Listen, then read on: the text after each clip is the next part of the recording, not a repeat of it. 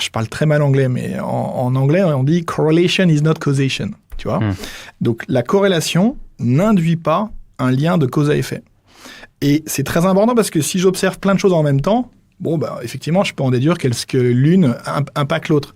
Et je pense pas que le lien soit celui que tu fais. Pourquoi ? Parce que... c'est pas moi qui fais le lien. Non, attends, mais il n'y a pas de souci. Et c'est une question qu'on a très souvent. Donc, c'est une question qui revient beaucoup. Moi, je l'ai littéralement une fois par semaine, cette question-là, donc, et notamment de la presse. Donc, elle a forcément une part de fondement. Tu vois, il y a forcément une observation qui peut être vraie. Mais ce qui est important, c'est que il n'est pas nouveau d'avoir des produits indiciels. Pour tes auditeurs qui sont des experts, qui connaissent notamment les produits dérivés, il y a des contrats futurs, et je n'en fais pas la promotion ici, que ça soit bien clair, mais il y a des contrats futurs qui existent depuis très longtemps sur la plupart des indices, dont le S&P 500 et l'Eurostoxx 50. Les volumes des futurs qui se traitent sur ces indices-là sont des dizaines de fois plus élevés que ce qu'on a sur les ETF. Donc, il faut être très conscient de ça.